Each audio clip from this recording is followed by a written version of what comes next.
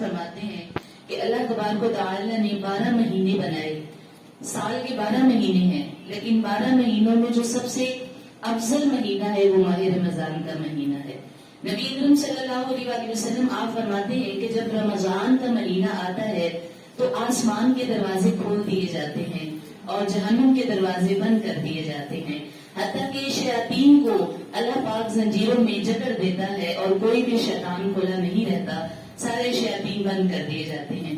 حضرت ابو مسعود غفاری رضی اللہ تعالیٰ عنہ بیان کرتے ہیں، وہ کہتے ہیں کہ نبی اکرم صلی اللہ علیہ وآلہ وسلم ہم نے ان کو فرماتے ہوئے سنا کہ اگر لوگوں کو ماہ رمضان کی رحمتوں اور برکتوں کا اندازہ ہو جائے کہ اس مہینے میں کتنی رحمت ہے، کتنی برکت ہے، کتنی سعادتیں ہیں، تو لوگ یہ خواہش کریں کہ کاش کے سارا سال ہی ماہ رمضان رہا کرے. سبحان اللہ، کہ اتنی رحمتیں اور برکتیں ہیں. نبی اکرم صلی اللہ علیہ وآلہ وسلم آپ فرماتے ہیں کہ ماہ رمضان میں اللہ کا ذکر کرنے والا بخش دیا جاتا ہے، جو اللہ کا ذکر کرتا ہے وہ بخش دیا جاتا ہے.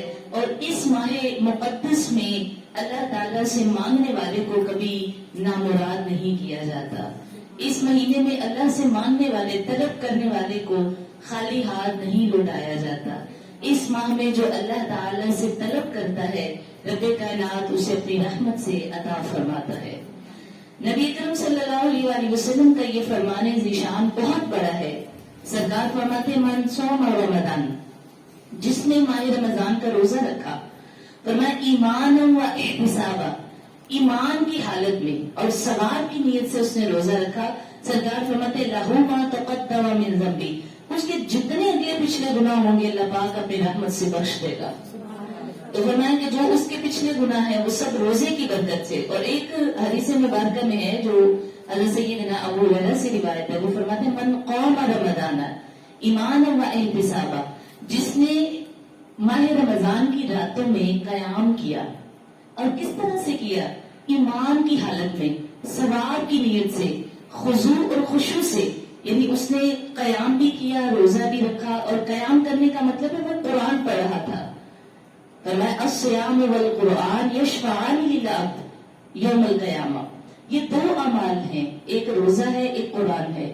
فرمایا روزہ اور قرآن یہ انسان کی شفاعت کریں گے، اس کی بخشش کی دعا کریں گے، اور اللہ پاک کے حضور کھڑے ہو کر اس بندے کی شفاعت کا سوال کریں گے. اس لیے فرمایا من قام رمضان، ایک تو اس نے پہلے فرمایا من صام رمضان، جس نے روزہ رکھا، اور دوسری حدیث میں ہے من قام رمضان. اچھا، دن میں روزہ رکھا، رات میں قرآن پڑھا، رات میں قرآن سنا اور قرآن کریم کے ساتھ تعلق باندھا. فرمایا اس نے ایمان کے ساتھ، احتساب کے ساتھ روزہ بھی رکھ لیا اور اس نے قرآن سے تعلق بھی مضبوط کر لیا. تو فرمایا ایسا شخص جو ہے انشاءاللہ اللہ کی رحمت سے اللہ پاک اس کے تمام گناہوں کو معاف فرما دے گا. نبی اکرم صلی اللہ علیہ وآلہ وسلم آپ فرماتے ہیں جو شخص طلب علم کے لیے، ہمارے سرکار فرماتے طلب علم کے لیے، یعنی علم کی تمنا لے کر علم کے لیے وہ اپنے گھر سے نکلتا ہے، حضور فرماتے وہ گھر سے نکلا تو اللہ پاک اس کے لیے جنت کا راستہ آسان فرما دیتا ہے. وہ جس راستے پر چل رہا ہے وہ ابھی تو اس کے لیے دنیاوی راستہ ہے، یعنی گھر سے اٹھا اور کلاس میں آیا، وہ کلاس کا راستہ ہے، لیکن دراصل وہ کلاس کا راستہ نہیں، حقیقی طور پر وہ اس کے لیے جنت کا راستہ ہے. سبحان اللہ. تو اللہ تبارک و تعالیٰ نے فرمایا کہ جب کبھی لوگ اللہ تعالیٰ کے گھر میں جمع ہوتے ہیں اور جمع ہو کر قرآن کی تعلیم حاصل کرتے ہیں، قرآن پاک پڑھتے ہیں، قرآن پاک سمجھتے ہیں، تو اللہ تبارک و تعالیٰ ایسے لوگوں پر اپنے فرشتوں کو مقرر فرما دیتا ہے. اور وہ فرشتے کیا کرتے ہیں آ کر، یعنی اللہ پاک فرشتوں کو مقرر کر دیتا ہے، اور وہ فرشتے کیا کرتے ہیں؟ اللہ تبارک و تعالیٰ حکم دیتا ہے کہ ان پر سکینہ نازل کر دو، ان کو اطمینان عطا کر دو، ان کے دلوں کو سکون دے دو. وہ جب تک اس مجلس میں بیٹھے رہیں وہ پرسکون رہیں، ان کو ہر پریشانی سے آزاد کر دو. پھر وہ فرشتے آتے ہیں اور اپنے پروں میں ساری مجلس کو ڈھانپ لیتے ہیں اور لوگوں پر سکینہ طاری کرتے ہیں. پھر اللہ پاک ان قرآن پڑھنے والوں کا ذکر ملائے اعلیٰ کے فرشتوں میں فرماتا ہے، اور جس شخص کے اعمال اس کو پیچھے کر دیں، سرکار فرماتے ہیں اس کا نسب کبھی اسے آگے نہیں کر سکتا. یہ سرکار کا فرمان ہے. جس کے اعمال چھوٹے ہیں وہ بندہ ذات کا جتنا بھی بڑا ہو وہ چھوٹا ہی رہے گا. آپ فرماتے ہیں اس کا نسب جو ہے وہ اعمال اگر کم ہے تو نسب آگے نہیں کر سکتا. نیک تقوی پرہیزگار بندہ ہی اللہ کی بارگاہ میں آگے ہوگا. اور نبی اکرم صلی اللہ علیہ وسلم نے ایک مرتبہ ایک لشکر بنایا اور اس لشکر میں کچھ افراد اکٹھے کیے. تو سرکار فرماتے ہیں کہ آپ لوگ ایسا کرو، قرآن پاک یاد کرو، قرآن پاک یاد کرو. ایک لشکر بنا کر آپ نے فرمایا قرآن یاد کرو، اور وہ لوگ قرآن یاد کرنے لگ گئے. تو ایک روز نبی اکرم صلی اللہ علیہ وسلم آپ اس لشکر کے پاس تشریف لائے. اس میں جو سب سے چھوٹا بچہ تھا اس کے پاس آ کر سرکار فرماتے ہیں اے پیارے بچے آپ بتاؤ کتنا قرآن یاد ہے. تو اس نے خوشی کہا سرکار مجھے یہ آیت بھی آتی ہے، مجھے یہ سورت بھی آتی ہے، یہ سورت بھی آتی ہے. اچھا اس میں ایک ذکر کیا سرکار مجھے سورت البقرہ بھی آتی ہے. تو نبی اکرم صلی اللہ علیہ وسلم بہت خوشی سے مسکرائے اور فرمایا کہ اے پیارے بچے کیا واقعی تمہیں سورت البقرہ آتی ہے؟ تو اس نے کہا جی سرکار مجھے سورت البقرہ یاد ہے. تو آپ صلی اللہ علیہ وسلم نے اس خوشی کے ساتھ اسے فرمایا تم اس سارے لشکر کے امیر مقرر ہو گئے ہو کہ تمہیں سورت البقرہ یاد ہے. اچھا اس لشکر میں چونکہ بہت بڑے بڑے عمر کے لوگ بھی تھے، اس لشکر میں معززین بھی تھے، بہت بڑی عمر کے لوگ تھے. ان کو یہ بات محسوس ہوئی کہ ایک چھوٹا سا بچہ ہمارے اوپر امیر مقرر ہو گیا ہے. تو انہوں نے ایک معزز نے آ کر سرکار سے عرض کی کہ حضور خدا کی قسم کہ میں بھی یہ سورت یاد کر لیتا لیکن میں نے تو صرف اس لیے یاد نہیں کی کہ یہ بہت طویل ہے اور یہ مجھے نماز میں بہت زیادہ طویل سورت نہیں پڑھی جاتی. تو آپ نبی اکرم صلی اللہ علیہ وسلم حضور فرماتے ہیں کہ قرآن سیکھو، یعنی سورت البقرہ بھی سیکھو اور اسے پڑھتے رہا کرو. جو قرآن سیکھتا ہے اسے پڑھتا ہے اس کی مثال ایسے ہے جیسے کوئی تھیلی مشک والی خوشبودار تھیلی، جو ایسی پیاری خوشبو مشک والی خوبصورت خوشبو والی وہ تھیلی ہے اور وہ جہاں جہاں چلتا پھرتا ہے وہاں وہاں وہ خوشبوئیں پھیلاتا چلا جاتا ہے. حضور فرماتے ہیں جو قرآن سیکھتا ہے اس بندے کی مثال ایسے ہی ہے جیسے وہ خوشبودار تھیلی ہے، وہ جس طرف جائے گا انشاءاللہ اس سے قرآن کی خوشبو پھیلتی چلی جائے گی. تو یہ قرآن پاک جو ہم سیکھنے بیٹھے ہیں نبی اکرم صلی اللہ علیہ وسلم آپ فرماتے ہیں کہ اگر تم اس کی ایک آیت بھی سیکھ لو، جیسے ابھی ہم نے سماعت بھی کیا. اچھا مقصد یہ ہے تاکہ ایک دفعہ موٹیویشن ہماری جو ہے وہ دوبارہ سے اچھی طرح ہو جائے کہ ہم جہاں جو مقصد لے کر بیٹھے ہیں وہ کیا کتنا بڑا ہے. نبی اکرم صلی اللہ علیہ وسلم آپ فرماتے ہیں کہ اگر تم قرآن کی ایک آیت سیکھ لو تو اللہ تعالیٰ کی کتاب کی ایک آیت سیکھنا 100 رکعت نفل پڑھنے سے زیادہ بہتر ہے. کہ اگر تم 100 رکعت نفل پڑھ رہے ہو تو اس سے زیادہ بہتر یہ ہے کہ تم اللہ تعالیٰ کی کتاب قرآن کا کوئی ایک چیپٹر، کوئی ایک باب، کوئی ایک ٹاپک جو ہے وہ تمہیں سیکھ لو اور تمہیں اس کا علم ہو جائے. سبحان اللہ. تو ہم نے اس دورہ قرآن میں ایک آیت نہیں بلکہ ہم نے تو پورا قرآن پڑھنا انشاءاللہ، اور ہر آیت کے ساتھ ہم اس کی کچھ نہ کچھ تفسیر اور چیپٹر سیکھیں گے کہ اس میں اللہ پاک نے کیا کیا ہمارے لیے احکامات بیان فرمائے. تو ہم بہت خوش نصیب ہیں، اللہ تبارک و تعالیٰ نے ہم پر بہت کرم کیا ہے. حضرت علی رضی اللہ تعالیٰ عنہ آپ فرماتے ہیں کہ مسجد میں کچھ لوگوں کی قرآن پڑھنے کی آواز آ رہی تھی. تو حضرت سیدنا علی مرتضی آپ فرماتے ہیں سبحان اللہ، یہ کتنے پیارے لوگ ہیں، یہ کتنے اچھے لوگ ہیں، یہ کتنے مقدر والے ہیں. آپ فرماتے ہیں اس لیے کہ یہ جو لوگ ہیں جو قرآن پڑھ رہے ہیں یہ خاص طور پر وہ لوگ ہیں جو اللہ تعالیٰ کو اور اس کے رسول کو پسند ہیں. یعنی یہ وہ لوگ ہیں جو اللہ اور اس کے رسول کو پسند آتے ہیں، جو جن کی مسجد سے قرآن پڑھنے کی آواز آ رہی ہے. اتنی پیاری یہ آیت مبارکہ ہے کہ جو قرآن پڑھنے والے کہتے ہیں اللہ تعالیٰ کا ایک دسترخوان ہے. جس طرح ہم اپنا کھانے کا ٹیبل سجاتے ہیں اور دسترخوان سجاتے ہیں، اس میں بہت سارے کھانے رکھتے ہیں، بہت ساری چیزیں رکھتے ہیں. تو فرمایا نبی اکرم صلی اللہ علیہ وسلم حضور فرماتے ہیں اللہ کا ایک دسترخوان ہے اور اس کے کھانے والے کون ہوتے ہیں، اس دسترخوان پر بیٹھنے والے کون ہوتے ہیں. فرمایا کہ جو اللہ کے دسترخوان پر بیٹھ گیا وہ امن پا گیا. اور فرمایا کہ وہ کون ہے جو اللہ کے دسترخوان پر بیٹھ جاتا ہے، وہ ہے جو قرآن سیکھتا ہے. فرمایا جو قرآن پاک سیکھتا ہے، جو قرآن پڑھتا ہے، وہ اس طرح ہے جیسے وہ اللہ کے دسترخوان میں آ کر نعمتیں کھا رہا ہے، یعنی وہ چن رہا ہے۔ تو یہ اللہ تبارک و تعالیٰ کا خاص کرم ہے۔ آخری اسم بار کا پیش کر کے انشاءاللہ میں آگے بڑھوں گی کہ نبی اکرم صلی اللہ علیہ وآلہ وسلم فرماتے ہیں جو شخص اپنی جوانی میں قرآن سیکھتا ہے، اچھا یہاں تلاوت کا ذکر نہیں ہے کہ تلاوت کرے، ان صرف پڑھے، بلکہ فرمایا قرآن سیکھتا ہے، ٹھیک ہے، فرمایا جو شخص اپنی جوانی میں قرآن سیکھتا ہے تو قرآن اس کے گوشت اور خون میں شامل ہو جاتا ہے، قرآن اس کے گوشت اور خون میں شامل ہو جاتا ہے۔ اور فرمایا کہ یعنی یہ تو جوان بندے کا حال ہے کہ اگر وہ قرآن سیکھے تو اللہ قرآن پاک اس کے اندر یعنی اس کے گوشت میں، اس کے خون میں شامل فرما دیتا ہے۔ اور فرمایا جو پختہ عمر کا بندہ، بڑی عمر کا بندہ جب قرآن سیکھتا ہے تو اللہ تبارک و تعالیٰ جوان والے سے دگنا اجر پختہ عمر والے کو عطا فرماتا ہے۔ سبحان اللہ، کہ آپ دیکھیں جوان جب قرآن سیکھے گا تو گوشت اور خون جو ہے وہ اس کی ہڈیوں میں رچ بس جائے گا، اس کی خون میں ہوگا۔ اور فرمایا جو بڑھاپے والا ہے جب وہ قرآن پڑھے گا تو اللہ تعالیٰ اسے دگنا اجر عطا فرمائے گا۔ تو آج ہم جس بڑے مقصد کو لے کر یہاں بیٹھے ہیں وہ اللہ کا کلام قرآن پاک ہے۔ اللہ تبارک و تعالیٰ ہمیں صحیح حق طریقے سے اس کو پڑھنے اور اس پر عمل کی توفیق عطا فرمائے۔ انشاءاللہ قرآن کریم کی جو ابتدا ہے ہم اس کی طرف چلیں گے، چونکہ قرآن کریم سورہ فاتحہ سے شروع ہوتا ہے۔ دیکھیں قرآن پاک سورہ فاتحہ سے شروع ہوتا ہے۔ آج سب اچھی نیت کر لیجئے، پہلے دعا کر لیجئے، کیونکہ ابھی ہم نے دعا ویسے کر لی ہے لیکن جو تاخیر سے آئے وہ بھی اپنے لیے اس دعا کو کر لیں کہ اللہ تبارک و تعالی ہمیں اس نیک عمل پر استقامت عطا فرما۔ الہی پورے 30 پارے تیرے کلام کے، تیرے قرآن کے مجھے مکمل ترجمہ اور تفسیر سے پڑھنے کی توفیق عطا فرما۔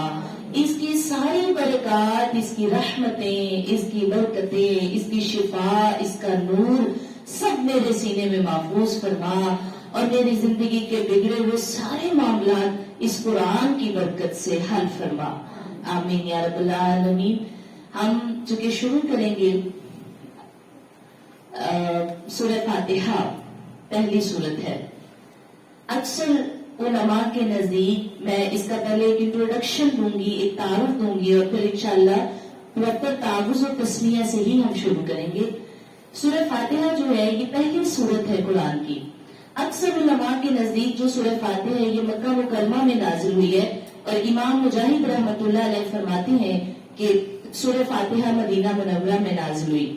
اچھا، ایک قول یہ بھی ہے کہ یہ جو سورت ہے یہ 2 مرتبہ نازل ہوئی ہے، ایک مرتبہ مکہ مکرمہ میں اور ایک مرتبہ مدینہ منورہ میں یہ نازل ہوئی ہے۔ اس میں 1 رکوع ہے اور 7 آیتیں ہیں۔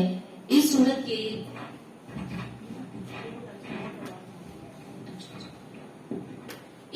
کے متعدد نام ہیں، بہت سارے نام ہیں، اور اس کے ناموں کا زیادہ ہونا ہی بتاتا ہے کہ یہ سورت بہت فضیلت والی ہے، بہت شرف والی ہے۔ یعنی جس چیز کے جتنے نام ہوتے ہیں، جتنا زیادہ اس کے پروٹوکول ملتا ہے، اس سے معلوم ہوتا ہے کہ یہ بڑی عظمت والی، بڑی رفت والی چیز ہے۔ تو اس سورت کے نام ہی ہمیں یہ بتاتے ہیں کہ یہ بہت فضیلت والی سورت ہے، کیونکہ یہ اس کی تقریباً 15 نام تو بہت سارے مشہور نام ہیں جو تقریباً ہر کوئی جانتا ہے۔ سورہ فاتحہ سے قرآن پاک کی تلاوت شروع کی جاتی ہے اور اسی سورت سے قرآن پاک کی ابتدا ہوتی ہے۔ جب ہم قرآن کھولتے ہیں تو سب سے پہلی سورت سورہ فاتحہ ہوتی ہے، تو اس لیے پہلا نام تو اس کا فاتحۃ الکتاب، کتاب کھولتے ہی جس سورت کو ہم دیکھتے ہیں، زیارت کرتے ہیں، پڑھتے ہیں، وہ سورہ فاتحہ ہوتی ہے، اس لیے اسے فاتحۃ الکتاب کہتے ہیں۔ اور چونکہ اگلا نام جو ہے وہ بھی اسی سے ریلیٹ کرتا ہے کہ ہم جب کتاب کھولتے ہیں تو سب سے پہلا لفظ کیا پڑھتے ہیں؟ الحمدللہ، الحمدللہ سب سے پہلا لفظ ہم پڑھتے ہیں۔ تو الحمدللہ سے اس سورت کی ابتدا ہوتی ہے۔ قرآن کی ابتدا بھی الحمدللہ، لفظ الحمدللہ سے۔ آپ دیکھیں کتنا کو پیارا یہ لفظ ہے۔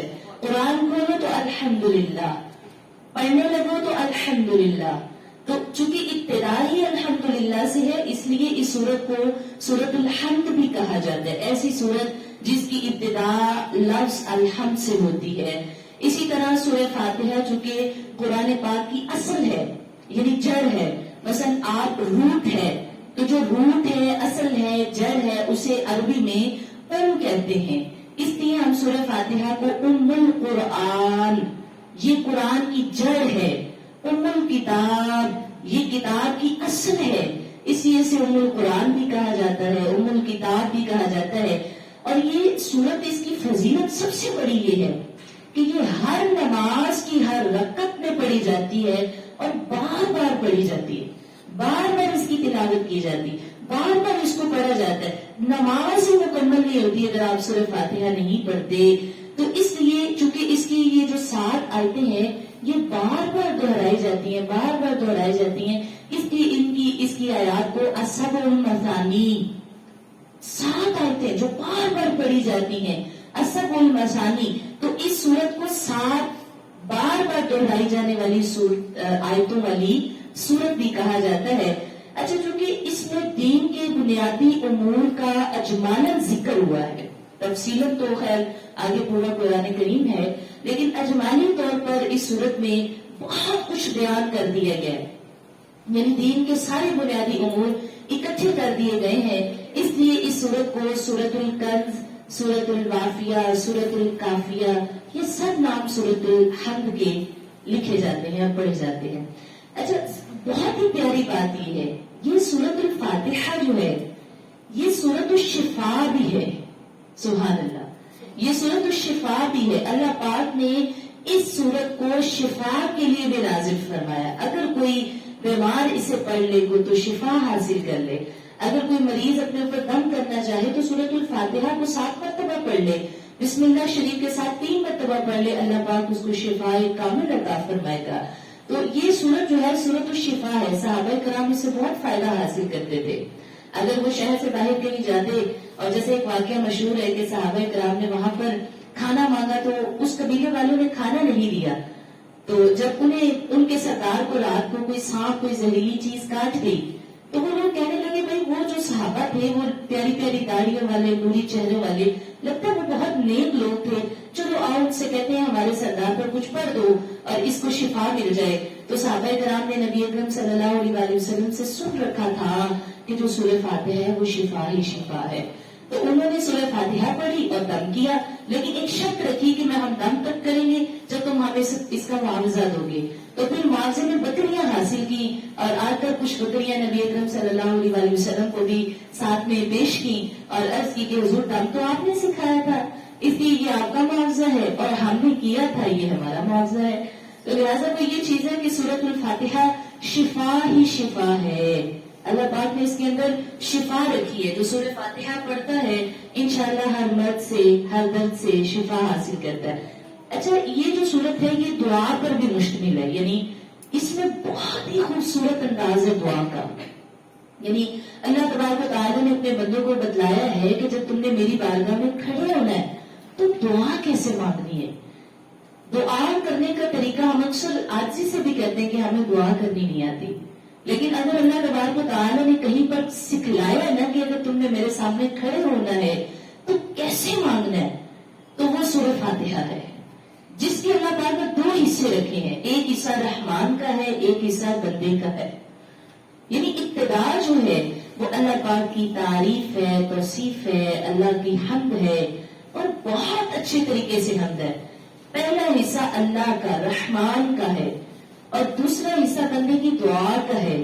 تو چونکہ اس میں ہمیں دعا سکھائی گئی ہے، اس لیے اس سورت کو سورت الدعا بھی کہا جاتا ہے، اور اس سورت کو سورت السوال بھی کہا جاتا ہے کہ اللہ سے سوال کرنے والی سورت ہے، سورت المناجات بھی کہا جاتا ہے۔ اچھا، یہ جو سورہ فاتحہ ہے، نبی اکرم صلی اللہ علیہ وسلم آپ اس کی بہت زیادہ فضیلت بیان فرماتے ہیں۔ حضرت عبداللہ بن عباس رضی اللہ تعالیٰ عنہ فرماتے ہیں کہ ایک فرشتہ آسمان سے نازل ہوا اور اس نے نبی اکرم صلی اللہ علیہ وسلم کی بارگاہ میں سلام پیش کیا اور سلام پیش کر کے کہا، یا رسول اللہ صلی اللہ علیہ وسلم، اللہ تبارک و تعالیٰ آپ کو 2 نوروں کی بشارت عطا فرماتا ہے۔ سبحان اللہ. کتنے نوروں کی؟ دو. فرمایا 2 نوروں کی اللہ بشارت عطا فرماتا ہے. سرکار یہ 2 نور آپ سے پہلے کسی نبی کو عطا نہیں ہوئے، اور ان 2 نوروں میں جو اللہ پاک نے پہلا نور بھیجا ہے وہ سورہ فاتحہ ہے، اور جو دوسرا نور ہے وہ سورہ بقرہ کی آخری آیتیں ہیں. سبحان اللہ. نبی اکرم صلی اللہ علیہ وآلہ وسلم آپ ارشاد فرماتے ہیں کہ تورات، انجیل، زبور، ان میں کوئی ان ساری کتابوں کو اکٹھا کر لے اور قرآن کی صرف ایک سورہ فاتحہ. تو حضور فرماتے ہیں سورہ فاتحہ جیسی کوئی سورت بھی نہ تورات میں ہے، نہ انجیل میں ہے، نہ زبور میں ہے. مطلب وہ ساری آسمانی کتابیں اکٹھی کر لو اور یہاں قرآن کی ایک سورہ فاتحہ، تو ان تمام آسمانی کتابوں پر سورہ فاتحہ باری ہو جائے گی. سبحان اللہ. اور نبی اکرم صلی اللہ علیہ وسلم کا یہ فرمان ہے، فرماتے ہیں سورہ فاتحہ ہر مرض کے لیے شفا ہے، چاہے وہ قلبی مرض ہے، وہ روحانی مرض ہے، وہ جسمانی مرض ہے، وہ ظاہری مرض ہے، وہ باطنی مرض ہے. یعنی آپ کا کوئی بھی مرض ہے، مثلا آپ کو رات میں اگر نیند نہیں آتی تو یہ بھی ایک مرض ہے نا، ایک بیماری ہے. جی بات سمجھ آ رہی ہے؟ جی یعنی اگر کوئی انسان رات میں سو نہیں سکتا صحیح، اسے نیند نہیں آتی تو یہ بھی ایک بیماری ہے. اگر اس کے دل میں بہت وسوسے آتے ہیں تو یہ بھی ایک بیماری ہے. اگر وہ ہر وقت پریشان اور دکھی رہتا ہے یہ بھی ایک بیماری ہے. جسم کے کسی نہ کسی حصے میں تکلیف اور درد اٹھتا رہتا ہے یہ بھی ایک بیماری ہے. اچھا آپ بجائے اس کے کہ فوراً ظاہری دوائی کے ساتھ اس کا علاج کریں، فوراً آپ دعا کے ساتھ بھی علاج کریں. اور جو سب سے بہترین دعا ہے قرآن کی، جس کا سرکار فرماتے ہیں ہر مرض کی شفا، ہر تکلیف کی شفا، سورۃ الفاتحہ ہے. سبحان اللہ. تو آئیے ہم اس سورت کا پھر آغاز کریں گے کہ نبی اکرم صلی اللہ علیہ وسلم نے جتنے بھی اس کے فضائل ہمیں بیان فرمائے ہیں تو قرآن کی یہ سب سے پہلی سورت. اچھا ابتدا ہوتی ہے اعوذ باللہ من الشیطان الرجیم، بسم اللہ الرحمن الرحیم. تعوذ.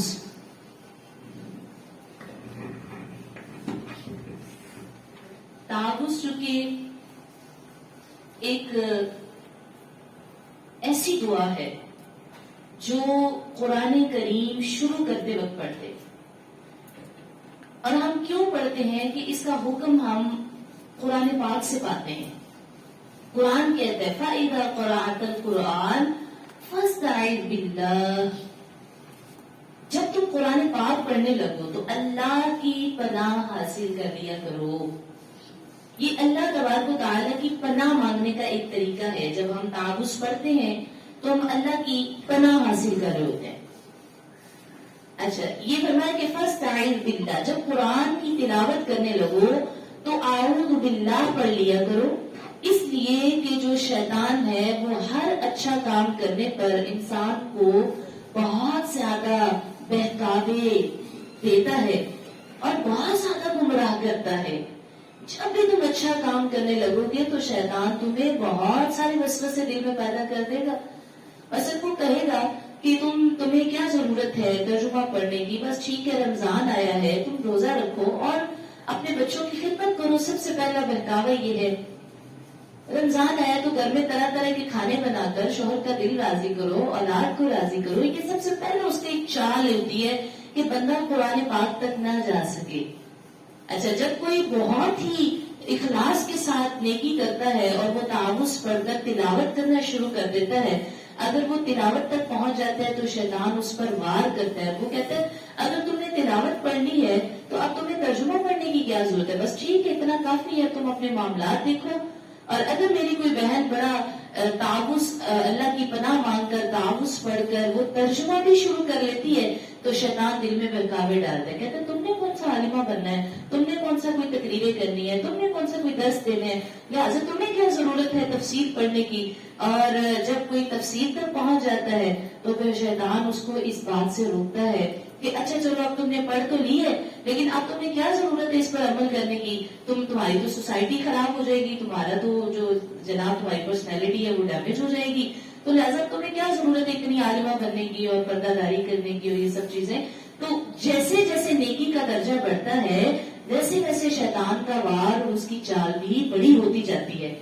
اس لیے جتنا بڑا کام ہو، جتنی بڑی نیکی ہو، اس سے پہلے بار بار اخلاص کے ساتھ ہمیں اللہ کی پناہ چاہیے ہوتی ہے.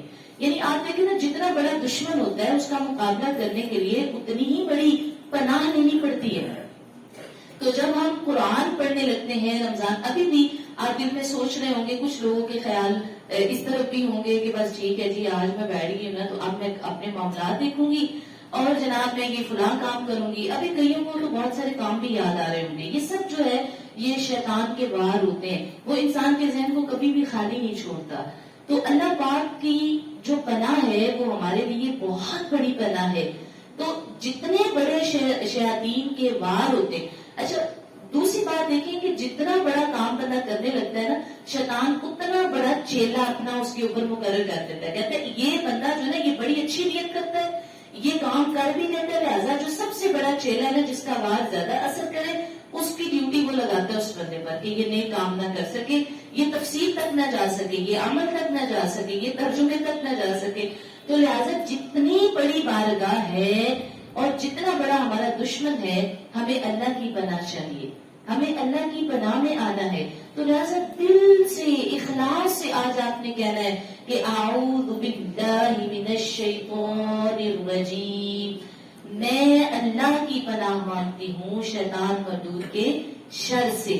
تو آپ دل نہایت اخلاص سے یہ روز آنا پڑے تاکہ ہم شیطان مردود کے شر سے بچے رہیں. اور پھر فرمائے کہ بسم اللہ الرحمن الرحیم، یہ اللہ کے نام سے شروع جو بہت مہربان نہایت رحم فرمانے والا ہے. اچھا علامہ احمد صابری رحمۃ اللہ علیہ فرماتے ہیں کہ قرآن مجید کی ابتدا بسم اللہ سے اس لیے کی گئی ہے کہ اللہ تعالیٰ کے بندے اس کی پیروی کرتے ہوئے اچھے کام کی ابتدا ہمیشہ بسم اللہ سے کریں. جو اللہ کے بندے ہیں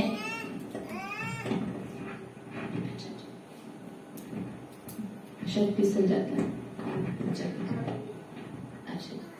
فرمایا کہ جو اللہ کے بندے ہیں وہ ہر اچھے کام کی ابتدا بسم اللہ شریف سے کریں.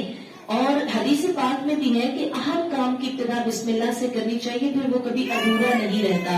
لیکن اگر کوئی بندہ بسم اللہ نہیں پڑھتا تو حضرت سیدنا ابو ہریرہ رضی اللہ تعالیٰ عنہ فرماتے ہیں کہ نبی اکرم صلی اللہ علیہ وآلہ وسلم نے ارشاد فرمایا، جس اہم کام کی ابتدا بسم اللہ کے بغیر کی جائے تو وہ کام ادھورا رہ جاتا ہے. جس اہم کام کی ابتدا فرمایا وہ برکت سے خالی ہوتا ہے. لہٰذا تمام مسلمانوں کو چاہیے کہ جب وہ اچھا اور نیک کام کریں تو بسم اللہ سے ابتدا کریں.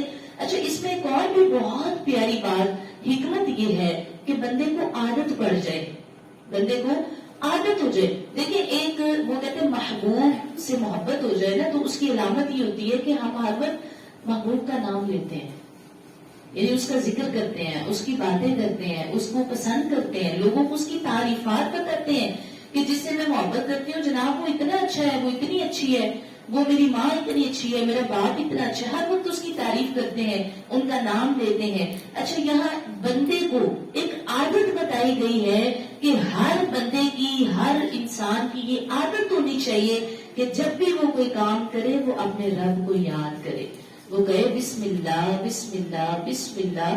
میں اپنے اللہ کے نام سے شروع کرتی ہوں، اللہ کے نام سے شروع کرتی ہوں. کھائے تو بسم اللہ پڑھے، پیے تو بسم اللہ پڑھے، چلے تو بسم اللہ پڑھے، بیٹھے تو بسم اللہ پڑھے. فرمایا اچھا اسے کتنا اچھا لگے گا کہ ایک بندہ بار بار بار بار بار بار اپنے رب کو یاد کرتا ہے. تو یہ ایک بہت ہی پیاری عادت ہے جس کی ہمیں قرآن پاک میں تلقین کی گئی ہے کہ تم نے اسی سے شروع کرنا. اچھا بسم اللہ جو ہے نا یہ ہر سورت کے شروع میں لکھی ہوئی ہے. میں یہ بتا دوں کہ یہ پوری آیت ہے جو سورہ نمل میں کی آیت نمبر 30 میں اس کا کچھ حصہ بیان کیا گیا ہے. ٹھیک ہے. اچھا بسم اللہ جو ہے وہ ہر سورت کی شروع کی آیت نہیں ہے بلکہ یہ ایک ہی دفعہ اتری ہے، یعنی ایک ہی آیت ہے، لیکن ہر سورت کی آیت نہیں ہوتی، یہ آپ نے یاد رکھنا ہے. یہ صرف سورتوں کے ڈیفرنس کے لیے لکھی گئی ہے، لیکن آپ نے یہ نہیں سمجھنا کہ یہ ہر سورت کی آیت ہے، ہر سورت کی آیت نہیں، بلکہ یہ ایک ہی آیت ہے جو ہر سورت کے شروع میں ابتدا میں امتیازی شان کے لیے لکھی گئی ہے کہ بھئی اب یہ سورت ہے، اب یہ سورت ہے، اب یہ سورت ہے. اچھا جب پہلی دفعہ وحی آئی تھی تب بسم اللہ نازل نہیں ہوئی تھی، پہلی وحی میں بسم اللہ نہیں آئی تھی. اچھا تراویح پڑھانے والے کو چاہیے ایک مسئلے کی بات یہ کہ وہ کسی ایک سورت کے شروع میں بسم اللہ بلند آواز سے پڑھتے تاکہ پورے قرآن پاک میں ایک مرتبہ بسم اللہ بلند آواز سے پڑھی جائے. تلاوت شروع کرنے سے پہلے اعوذ باللہ پڑھنا تو سنت ہے، اور اگر شاگرد استاد کو سبق سناتا ہوتا ہے نا تو اس کے لیے سنت نہیں ہے. یعنی جیسے بہت سارے شاگرد ہوتے ہیں نا، ویسے میرے شاگرد اکثر مجھ سے یہ ڈانٹ کھاتے ہیں کہ میں ان سے 2-3 دفعہ سبق سنتی ہوں تو میں کہتی ہوں کہ وہ آدھا گھنٹہ اسی بات کو لگاتے ہیں اعوذ باللہ من الشیطان، جیسے بچوں کی عادت. تو یہ مسئلے کی بات ہے کہ یہاں آپ کسی استاد کو سنیں کہ وہ کہہ رہے بھائی تعوذ چھوڑ دو، فٹافٹ پڑھو بسم اللہ کر کے. تو اس کا معنی یہ ہوتا ہے کہ جب استاد سبق سنے اس کے لیے سنت نہیں ہوتا، لیکن جیسے کوئی تلاوت کرے تو اس کے لیے تعوذ پڑھنا سنت ہے. اسی طرح سورت کی ابتدا میں بسم اللہ پڑھنا یہ سنت ہے، ٹھیک ہے، یعنی ہر سورت کے شروع میں. اگر سورۃ توبہ سے تلاوت شروع کی جائے، ٹھیک ہے، یعنی تو اعوذ باللہ اور بسم اللہ، یہ مسئلہ سن لیجئے. اگر آپ تلاوت ہی سورۃ توبہ سے کر رہے ہیں نا تو پھر آپ تلاوت کی غرض سے تعوذ و تسمیہ پڑھیں گے.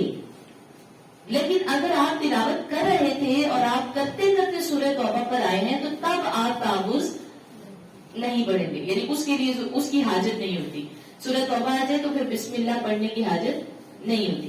یہ ایک مسئلہ ہے. یعنی اگر آپ نے ڈائریکٹلی تلاوت ہی سورۃ توبہ سے شروع کی ہے تو پھر آپ تعوذ و تسمیہ اس لیے پڑھیں گے کہ آپ تعوذ پڑھ کر اپنے رب کی پناہ مانگ رہے ہیں، بسم اللہ پڑھ کر برکت مانگ رہے ہیں، اور اب آپ تلاوت شروع کریں. لیکن اگر آپ نے پہلے پڑھ کر تلاوت شروع کر لی ہے اور سورۃ توبہ آپ کے سامنے آ گئی اور آپ پڑھنے لگ گئے تو اس کے لیے تعوذ تسمیہ کی حاجت نہیں رہتی. یہ ایک تھوڑے سے مسائل تھے.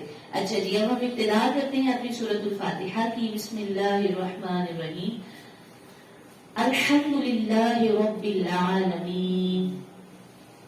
سب خوبیاں تعریفیں اللہ کے لیے جو تمام جہانوں کا پالنے والا ہے. آپ اپنا اردو ٹرانسلیشن والا قرآن پاک کھول لیجئے اور اس کو ساتھ ساتھ دیکھتے جائیے، انشاءاللہ اس سے آپ کو فائدہ بھی ہوگا. ٹھیک ہے. حمد کا معنی ہوتا ہے الحمدللہ. حمد کا معنی ہے کہ کسی کی اختیاری خوبیوں کی وجہ سے اس کی تعریف کرنا اور اس کی جو ہے وہ حمد کرنا. اور شکر کی تعریف یہ ہوتی ہے کہ کسی نے آپ کے ساتھ بڑا احسان کیا اور اس کے احسان کے بدلے آپ اس کا شکر ادا کر رہے ہیں. ٹھیک ہے. حمد وہ ہوتی ہے نا کہ آپ کسی کی تعریف، اس کی خوبیاں دیکھ کر تعریف کرتے ہیں، اور شکر وہ ہوتا ہے جو آپ اس کے احسان دیکھ کر کرتے ہیں. تو ہم اللہ تبارک و تعالیٰ کی حمد بھی کرتے ہیں اور شکر بھی کرتے ہیں، کیونکہ اللہ کی خوبیاں اتنی ہیں کہ ان خوبیوں کے باعث ہم اللہ کی حمد بیان کرتے ہیں، اور اللہ تبارک و تعالیٰ کے احسان اتنے ہیں کہ ہم اللہ کا شکر ادا کرتے ہیں. ٹھیک ہے. تو یہ حضرت انس بن مالک رضی اللہ تعالیٰ عنہ آپ فرماتے ہیں کہ اللہ تعالیٰ بندے کی اس بات سے بہت زیادہ خوش ہوتا ہے کہ جب وہ کچھ کھائے تو اللہ کی حمد کرے، اور جب وہ کچھ پیے تو اللہ کی حمد کرے. یعنی اللہ تعالیٰ اس بات سے بہت خوش ہوتا ہے کہ بندہ کھاتے ہوئے بھی الحمدللہ کہے، پیتے ہوئے بھی الحمدللہ کہے، اور چلتے پھرتے الحمدللہ کا ورد کرے. نبی کریم صلی اللہ علیہ وسلم نے فرمایا افضل الذکر لا الہ الا اللہ. حضور فرماتے ہیں جو سب سے بہترین ذکر ہے وہ لا الہ الا اللہ ہے، اور آپ فرماتے ہیں افضل الدعاء، جو سب سے بہترین دعا ہے وہ الحمدللہ. یعنی آپ دیکھیں کہ ہم کسی کو ملتے ہوئے اپنا حال بتاتے ہیں تو ہم الحمدللہ کہتے ہیں. دراصل ہمیں پہلے جملے میں ہی عاجزی کا درس دیا گیا ہے کہ جب تمہارے ایسا نہ ہو کہ تمہیں کوئی کہے بھائی تم تو بہت خوبصورت ہو تو آپ کہیں جی اس میں تو میرا کمال ہے، بلکہ ہم کہتے ہیں الحمدللہ. جب ہمیں کوئی کہتا ہے آپ کا گھر اتنا پیارا ہے، آپ تو بہت زیادہ لگژری گھر میں رہتی ہیں، تو ہم یہ تو نہیں کہتے کہ دیکھو میں نے اتنی محنت کی اور میں نے یہ گھر بنایا، میں اتنی مالدار ہوں، بلکہ ہم عاجزی سے کیا کہتے ہیں الحمدللہ. اگر کوئی کہتا ہے کہ بھائی تمہاری اولاد تو بڑی اچھی ہے، بڑی نیک ہے، بڑی پرہیزگار ہے، تمہاری بڑی خدمت کرتی ہے، تو ہم یہ تو نہیں اسے فخر اور تکبر سے کہتے کہ جی ہاں جی میں نے اس کی تربیت کی ہے، بلکہ ہم کہتے ہیں الحمدللہ. تو قرآن ہمیں پہلے جملے سے ہی عاجزی سکھا رہا ہے کہ بندہ بن کے قرآن پڑھنا ہے، عاجزی سے قرآن پڑھنا ہے. جب قرآن پاک پڑھو تو اپنے آپ کو کچھ نہیں سمجھنا کہ میں یہ ہوں، میں وہ ہوں اور میرا اتنا کچھ ہے، بلکہ آپ یہ پہلا درس ہی الحمدللہ سے شروع ہو گیا ہے. ٹھیک ہے. تو آپ نے فرمایا کہ نبی اکرم صلی اللہ علیہ وسلم فرمایا کہ افضل الذکر لا الہ الا اللہ، بہترین ذکر لا الہ الا اللہ ہے.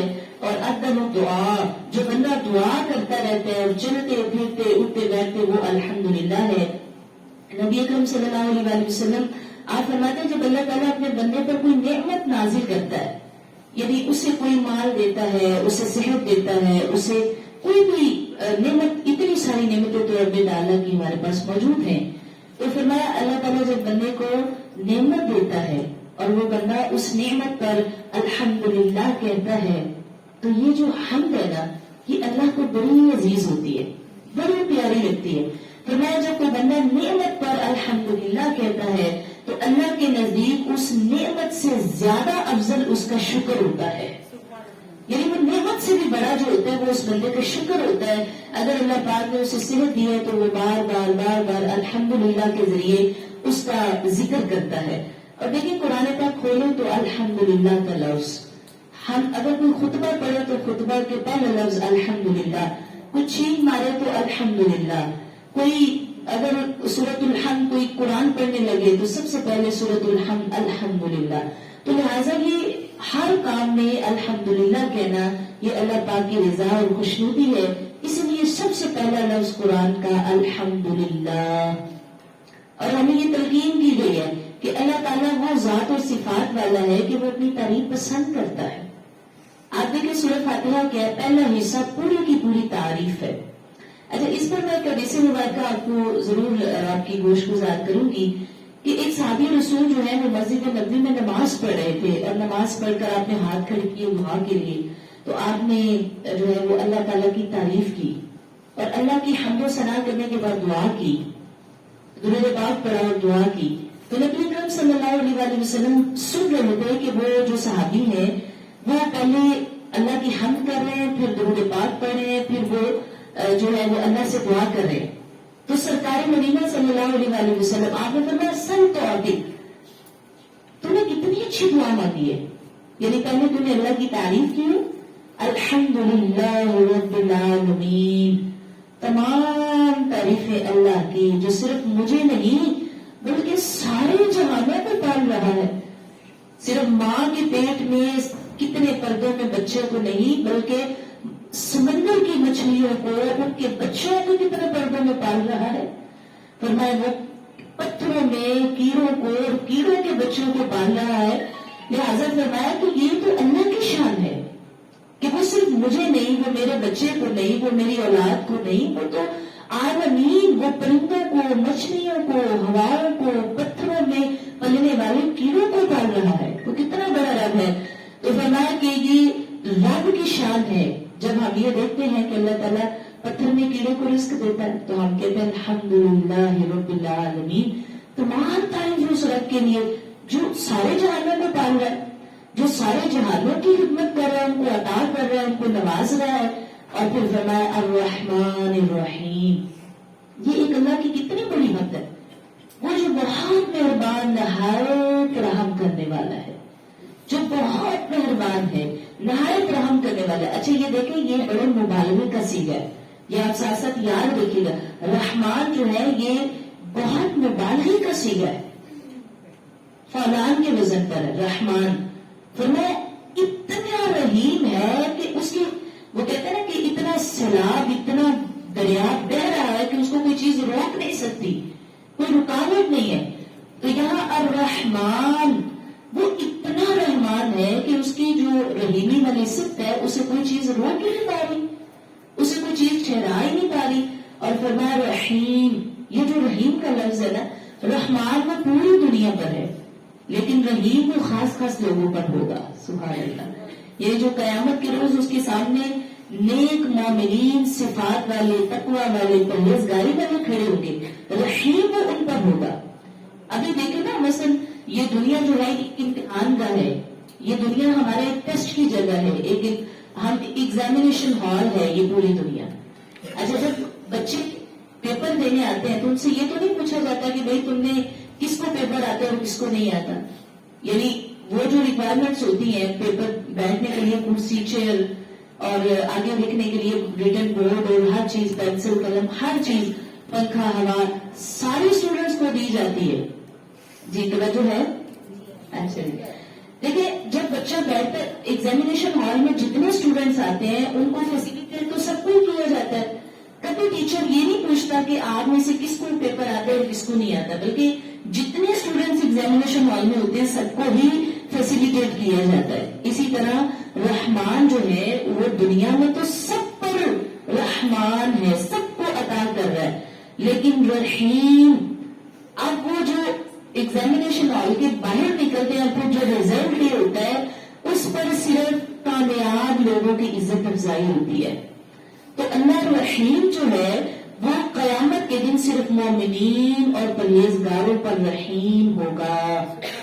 اس لیے فرمایا کہ الرحمن الرحیم مالک یوم الدین.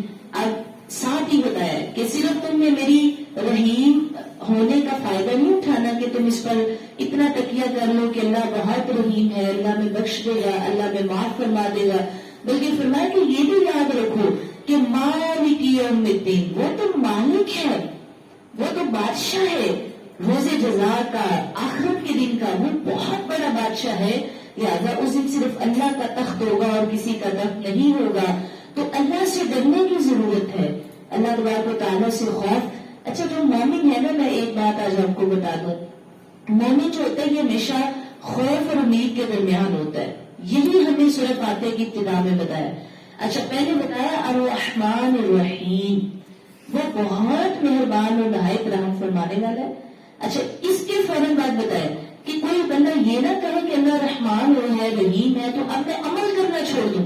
فرمایا مالک یوم الدین, وہ تو قیامت کے دن کا مالک ہے. اب تمہیں اللہ پاک کا خوف دل میں رکھنا چاہیے کہ جس نے مجھ سے جزا اور حساب سب کچھ ہوگا, جزا بھی ملے گی, سزا بھی ملے گی. تو لہٰذا مجھے عمل کے لیے تیار ہو جانا چاہیے. مالک یوم الدین. آپ بندے کی عاجزی کا, انکساری کا لیول دیکھیے کہ بندہ کیا کہہ رہا ہے, ایاک نعبد و ایاک نستعین, میں صرف تیری ہی عبادت, ہم صرف تیری عبادت کرتے ہیں اور صرف تجھی سے مدد چاہتے ہیں. یعنی اس سے پہلی آیات جو بیان ہوئی ہے نا وہ اللہ کی ہر طرح کی حمد ثنا تعریف بزرگی بیان ہوئی ہے. اچھا اب یہاں پر بندہ جو ہے وہ اپنی بندگی کا یہ اظہار کر رہا ہے. بندہ کہہ رہا ہے کہ میں بندہ ہوں, میں اللہ کا بندہ ہوں. تو میری بندگی یہ ہے کہ میں اللہ کے سوا کسی کی عبادت نہیں کرتا. میری بندگی یہ ہے کہ میں اللہ کے سوا کسی کو رب نہیں سمجھتا. میری بندگی یہ ہے کہ میرا مالک صرف ایک ہے. میری بندگی یہ ہے کہ وہی عبادت کے لائق ہے. اور میری بندگی یہ ہے کہ مجھے جب تکلیف ہوتی ہے, مجھے کوئی درد ہوتا ہے تو میں اسی کی طرف رجوع کرتا ہوں. میری بندگی یہ ہے کہ میں اسی سے مانگتا ہوں. اچھا یہاں ایک چیز ضرور یاد رکھیے کہ عبادت کا جو مفہوم ہے نا, عبادت کی ایکسپلینیشن وہ بہت ہی فصاحت کے ساتھ بیان کی گئی ہے. یعنی عبادت یہ ہوتی ہے کہ آپ کسی کو عبادت کے لائق سمجھ کر اس کو سجدہ کریں تو وہ سجدہ عبادت ہوتا ہے. مطلب آپ سمجھ رہے ہیں کہ وہ بندہ, وہ چیز, وہ جو ذات ہے وہ عبادت کے لائق ہے. جب آپ کسی کو عبادت کے لائق سمجھ کر اس کی عبادت کرتے ہیں تو وہ سجدہ عبادت ہے. اور جب آپ جس طرح ہم نماز میں ہاتھ باندھتے ہیں تو نماز میں تو ہاتھ ہم اللہ کو اس کی عبادت کے لائق سمجھ کر باندھتے ہیں. لیکن اگر آپ وہی ہاتھ ویسے ہی نماز سے باہر اپنے ماں باپ کے سامنے کھڑے ہو کر باندھتے ہیں تو آپ انہیں عبادت کے لائق سمجھ کر تو نہیں باندھتے. بات سمجھ رہی؟ تو جب ہم اپنے ہاتھ اللہ کے سامنے اس کو عبادت کے لائق سمجھ کر باندھیں گے تو وہ عبادت ہے. اور جب آپ یوں ہی احتراماً اور ادباً کسی ماں باپ کے سامنے, بڑوں کے سامنے ہاتھ باندھیں گے تو وہ ایک تعظیم ہے. تو عبادت اور تعظیم کے مفہوم میں یہ ڈفرنس معلوم ہونا چاہیے کہ جب ہم کسی ذات کو عبادت کے لائق سمجھتے ہیں تب وہ سجدہ تعظیمی ہوتا ہے, سجدہ عبادت ہوتا ہے. اور جب ہم صرف ادب کرتے ہیں, احترام کرتے ہیں, محبت کرتے ہیں اور اس کے سامنے اگر ہاتھ مان لیتے ہیں تو وہ شرک اور کوئی بھی جو ہے وہ شریک ٹھہرانا نہیں ہوتا, وہ صرف ادب اور احترام ہوتا ہے. ان دو چیزوں میں فرق ہونا چاہیے. تو فرمایا کہ ایاک نعبد و ایاک نستعین, اور عبادت کے لائق تو صرف اللہ ہے. اور ہم اپنی بندگی کا 5 وقت اظہار کرتے ہیں. ہم شرک کیسے کر سکتے ہیں؟ معاذ اللہ, اللہ تبارک و تعالیٰ ہم سے محفوظ فرمائے. ہم کیسے شرک کر سکتے ہیں؟ ہم تو ہر وقت نماز میں کہتے ہیں کہ اللہ ہم تیری عبادت کرتے ہیں, ہم تیری عبادت کرتے ہیں, ہم تجھے سے مدد مانگتے ہیں. ہاں اگر ہم کسی بزرگ اپنے والدین کے سامنے، بڑوں کے سامنے، بڑی شخصیات کے سامنے، بزرگوں کے سامنے، اولیاء کے سامنے اگر ہم جھک کر پیش آتے ہیں تو وہ ہمارا ادب ہے، وہ ہماری تعظیم ہے، وہ ہماری عبادت نہیں ہے. تو لہٰذا اس پر شرک کا فتویٰ نہ لگایا جائے کہ یہ شرک ہو رہا ہے. ٹھیک ہے. فرمایا کہ اہدنا الصراط المستقیم، اللہ میں نے تیری اتنی تعریف کی ہے، الحمدللہ سے شروع کی، اور ایاک نعبد و ایاک نستعین تک میں نے تیری تعریف کی. اب اللہ پاک نے ہمیں دعا کا انداز سکھایا، پہلے میری تعریف کرو اور پھر مجھ سے طلب کرو. اور اب طلب کیا کرنا ہے؟ سب سے پہلے اہدنا الصراط المستقیم، شارٹیسٹ وے آف جنہ، جو بالکل مختصر سا راستہ ہے جنت کا، پہلے وہ طلب کر لو اللہ سے. سبحان اللہ کہ آپ نے سب سے پہلے اتنی تعریف کی ہے تو اب اللہ تعالیٰ سے طلب کیا کرنا ہے؟ بالکل آسان راستہ. اہدنا الصراط المستقیم، اے اللہ مجھے ہمیں سیدھا راستہ عطا فرما، ہمیں جنت کا راستہ عطا فرما، وہ راستہ جس پر تیرے اچھے بندے، نیک بندے، عبادت گزار بندے جو چلتے ہیں، اللہ میں اس راستے کا داعی بنا، ہمیں اس راستے کا مسافر بنا. یہ سب سے شارٹیسٹ وے ہے جنت کا. تو فرمایا کہ اگر جنت کا راستہ مانگتے ہو تو اللہ سے اہدنا الصراط المستقیم مانگا کرو. اور حدیث میں آتا ہے کہ ہدایت وہ واحد چیز ہے جو مانگے بغیر انسان کو عطا نہیں کی جاتی جب تک وہ اس کا سوال نہیں کرتا. تو ہمیں ہر چیز کا سوال کرنا چاہیے اللہ تعالیٰ سے. یعنی ہم جب اٹھے تو ہم توفیق مانگیں. توفیق ایسی چیز ہے جو اللہ پاک مانگے بغیر عطا نہیں کرتا. ہدایت ایسی چیز ہے جو مانگے بغیر نہیں ملتی. تو ہمیں اللہ پاک سے یہ دعا کیا کرنی ہے کہ رب العالمین مجھے نماز کی توفیق عطا فرما، مجھے قرآن پڑھنے کی توفیق عطا فرما، اللہ مجھے ہدایت نصیب فرما، نور کا راستہ عطا فرما، نور کی روشنی عطا فرما. پھر میری اولاد کو اس کی توفیق دے، میری اولاد کو ہدایت عطا فرما. تو یقین جانیے یہ جو ہدایت ہمیں یہ مانگے بغیر احادیث میں آتا ہے کہ کبھی عطا نہیں کی جاتی. اس لیے ہمیں ہر بات پر ہدایت کا سوال اللہ تعالیٰ سے کرنا چاہیے. اور پھر فرمایا کہ صراط الذین انعمت. اچھا دیکھیے ایک بات ہے، جب ہم نے کسی راستے پر چلنا ہو، مثلا آپ مجھے اگر اپنے گھر میں دعوت دیں کہ باجی آپ ہمارے گھر میں آ جائیں، تو میں کیسے آ سکتی ہوں جب تک آپ مجھے اپنے گھر کا راستہ نہیں بتائیں گے، جب تک مجھے آپ لوکیشن سینڈ نہیں کریں گے، جب تک آپ مجھے نہیں بتائیں گے کہ یہ فلاں جگہ پر فلاں لوکیشن پر اور آپ نے یہاں سے نکلنا ہے اور ایسے ایسے سواری لے کر آپ نے وہاں پہنچنا ہے. یعنی صرف مانگنا ہی کافی نہیں ہوتا بلکہ اس راستے پر جانے کے لیے اس کے اسباب بنانا بہت ضروری ہے. مثلا گھر بیٹھے کہوں کہ مجھے فلاں کے گھر جانا ہے تو کیا میں کہنے سے پہنچ جاؤں گی؟ ایک مثال لینا کہ اگر مجھے کسی کے گھر جانا ہے تو کہنے سے میں کسی کے گھر تو نہیں پہنچوں گی نا جب تک میں اسے کہوں گی نہیں کہ بھئی آپ کا گھر کہاں پر ہے، مجھے اس کے لیے گاڑی کروانی ہے، رکشہ کروانا ہے، مجھے اس کے لیے کسی کو کہنا ہے کہ پن لوکیشن اس کی سینڈ کر دیجئے. جب تک معلوم نہ ہوگا راستہ ملے گا ہی نہیں، گھر ملے گا ہی نہیں. تو گھر بیٹھے کہتی رہوں گی کہ گھر جانا ہے کسی کے تو پہنچ تو نہیں سکتی. اسی طرح اگر ہم گھر بیٹھے بار بار یہ کہیں کہ ہدایت کا راستہ، ہدایت کا راستہ، ہدایت کا راستہ، تو وہ یوں نہیں ملے گا بلکہ اس راستے کی لوکیشن ڈھونڈنی پڑے گی کہ اس کی پن لوکیشن کیا ہے. اور اللہ پاک نے خود ہی بیان فرمایا کہ جو ہدایت کا راستہ ہے اس کی پن لوکیشن ہے صراط الذین انعمت علیہم. کتنی پیاری بات. یہ جو ہدایت کا راستہ ہے اس کی پن لوکیشن کیا ہے؟ ظاہر ہے جب ہم نے کسی کے گھر جانا ہے تو ہمیں اس کی پن لوکیشن کا پتہ ہونا چاہیے، وہ کہاں رہتا ہے، کیسے رہتا ہے. فرمایا کہ جب تم نے ہدایت کا راستہ مانگا تو صرف مانگنے سے راستے پر نہیں پہنچ سکتے بلکہ اس میں جانا ضروری ہے.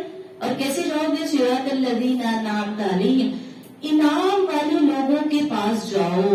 دیکھو وہ کیسے زندگی گزارتے تھے، انبیاء، رسول، شہداء، صالحین، اولیاء، صبح و شام کیسے گزرتے تھے اللہ کے تعلق میں. وہ کیسے اپنے صبح کرتے تھے، کیسے رات کرتے تھے، لوگوں کے ساتھ معاملات کیسے تھے، کاروبار کیسا تھا، ان کی عبادات کیسی تھی. اولیاء اللہ کیسے اللہ کے ساتھ تعلق بناتے ہیں، نبی اور رسولوں نے کیسے اللہ کے ساتھ تعلق بنایا. اچھا ان کا حق کا راستہ تھا، وہ جھوٹ بولتے ہی نہیں تھے، وہ تو سچ بولتے تھے، وہ منافقت کرتے ہی نہیں تھے، وہ تو بڑے سچے تھے. تو اب جو راستہ ان کا راستہ ہے اللہ فرماتا ہے وہ ہدایت کا راستہ ہے. تو لہذا صرف ماننے سے نہیں بلکہ چلنے سے راستہ ملے گا. اور چلنا کیسے ہے؟ ہمیں انبیاء سے ہم سیرت پڑھیں، نبی اکرم صلی اللہ علیہ وسلم کی سیرت پڑھیں اور دیکھیں کہ سرکار تو اتنے ایماندار تھے کہ کافر بھی کہتے کہ صادق الامین ہے. حضور اتنے وفادار تھے کہ اگر کوئی آپ کسی سے وعدہ فرما لیتے کہ میں یہاں کھڑا رہوں گا تو آپ 3 روز وہاں پر کھڑے رہتے، اتنے سچے ہیں. تو لہذا جو سچا نبی اس کی امت بھی سچی ہوتی ہے، جو وفادار نبی اس کی امت بھی وفادار ہوتی ہے. پھر آپ دیکھیں ہمارے صحابہ کرام کی سیرت کیا تھی، صحابیہ کی سیرت کیا تھی. اما جی عائشہ صدیقہ دنیا کی سب سے بڑی محدثہ ہے، اتنا پڑھتی تھی. کیا وہ گھر بار نہیں سنبھالتی تھی؟ کیا وہ گھر کے کام نہیں کرتی تھی؟ اچھا وہ تو سب کچھ کرتی تھی، اپنے شوہر کی وفادار بھی تھی، بچے بھی انہوں نے اپنے ساری تربیت کی اما جی فاطمہ زہرا کی، اور مطلب سب کچھ. لیکن اس کے ساتھ بہت بڑی محدثہ، بہت بڑی مفسرہ کون؟ حضرت اما جی عائشہ صدیقہ رضی اللہ تعالیٰ عنہا. تو ہمیں وہ جو ہدایت کا راستہ وہ یوں ہی نہیں ملے گا، ہمیں کسی ایک کو اپنا آئیڈیلائز کر کے اس کی سیرت پڑھ کے اس کے راستے پر چل کے ہمیں ہدایت کا راستہ ملے گا. تو فرمایا کہ غیر المغضوب علیہم ولا الضالین، آمین. فرمایا سوائے ان لوگوں کا راستہ، اللہ ان کا راستہ نہ دینا جن پر تیرا غضب ہوا، جو گمراہ ہو گئے. اچھا مفسرین کہتے ہیں کہ جن پر غضب ہوا وہ لوگ ہیں جو یہودی ہیں، بنی اسرائیل میں سے جو یہود ہیں وہ غضبناک تھے، اور جو گمراہ ہیں وہ حضرت عیسیٰ علیہ السلام کے جو عیسائی ہیں، جو انہوں نے کہا کہ عیسیٰ ابن اللہ، عیسیٰ علیہ السلام اللہ کے بیٹے ہیں، تو وہ گمراہ ہو گئے. تو لہٰذا یہ وہ قومیں ہیں جن سے ہم پناہ مانگتے ہیں کہ اللہ تبارک و تعالیٰ ہمیں ایسی قوموں کے راستے سے پناہ عطا فرمائے.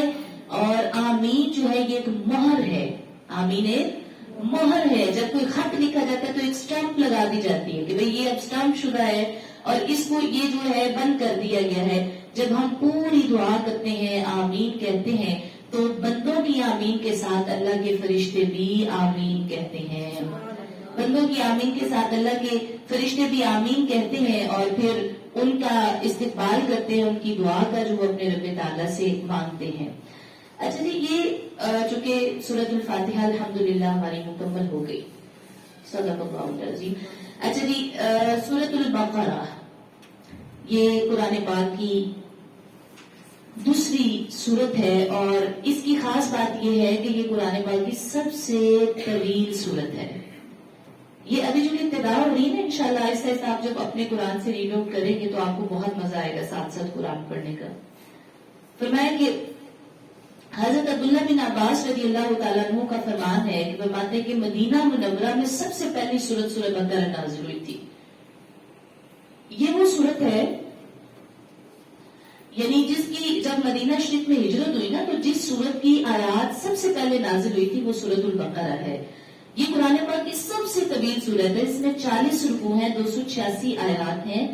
اور بقرہ نام کیوں رکھا گیا، یعنی اس کو سورۃ البقرہ کیوں کہتے ہیں؟ کیونکہ عربی میں گائے کو بقرہ کہتے ہیں. اور اس سورت کی 8ویں اور 9ویں رکوع میں آیت نمبر 67 سے لے کر آیت نمبر 73 تک اس میں ایک واقعہ ہے جس میں گائے بنی اسرائیل کو حکم دیا گیا کہ تم لوگ گائے ذبح کرو.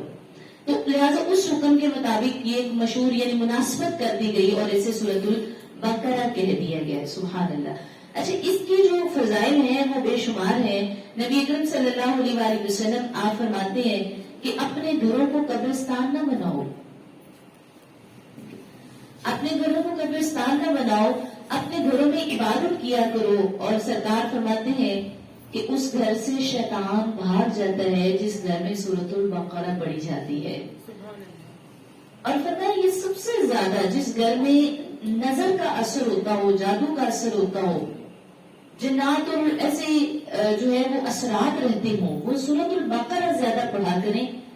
40 روز جس گھر میں سورۃ البقرہ پڑھی جاتی ہے، فرمایا اس گھر میں کبھی بھی شیطان، جنات اور اثرات اثر نہیں رکھتے، وہ اس گھر سے ہمیشہ کے لیے ختم ہو جاتے ہیں. سرکار دو عالم صلی اللہ علیہ وآلہ وسلم آپ فرماتے ہیں جو شخص رات کو سورہ بقرہ کی آخری 2 آیتیں پڑھ لے گا تو اللہ تعالیٰ اس کے لیے کافی ہو جائے گا، اللہ اس کے لیے کافی ہو جائے گا. اللہ تبارک و تعالیٰ اسے ہر ناگہانی آفت سے، مصیبت سے، ابتلا سے محفوظ فرما دے گا. نبی اکرم صلی اللہ علیہ وآلہ وسلم فرماتے ہیں کہ ہر چیز کی ایک کوہان ہوتی ہے. Are you getting a point?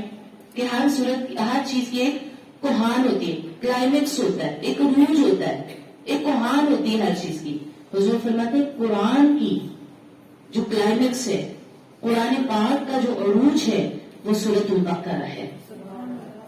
قرآن پاک کی جو کوہان ہے وہ سورۃ البقرہ ہے. تو یہ وہ سورت ہے. اچھا، اور اس میں خاص بات یہ ہے کہ تمام قرآن کی آیتوں کی سردار آیت الکرسی یہ بھی سورۃ البقرہ میں پائی جاتی ہے.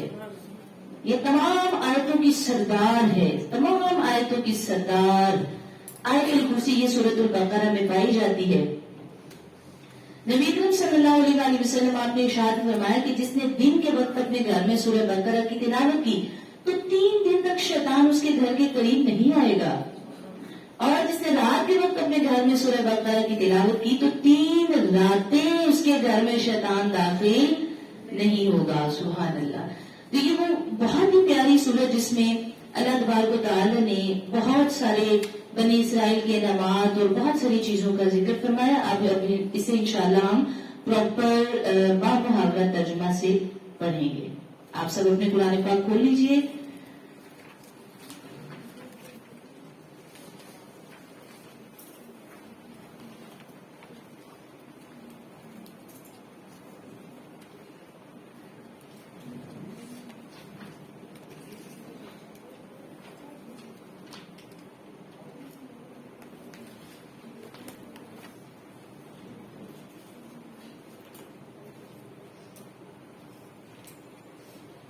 اچھا جی، بسم اللہ الرحمن الرحیم.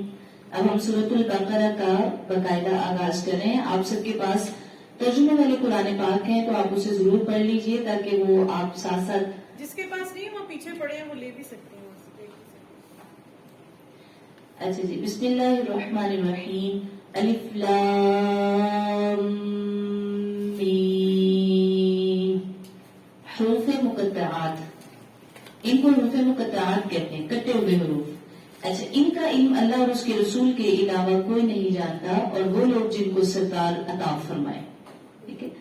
ذالک الکتاب لا ریب فیہ، یہ وہ بلند رتبہ شان و شوکت والی کتاب ہے کہ اس میں بالکل بھی شک نہیں، یہ ہدایت ہے. سبحان اللہ. کن کے لیے؟ ھدی للمتقین، پرہیزگاروں کے لیے ہدایت ہے. اور وہ جو ایمان لائے ہیں غیب پر، وہ جو یعنی غیب پر ایمان رکھنا یہ دل کا فعل ہے، دل کا کام ہے کہ وہ غیب پر ایمان رکھیں.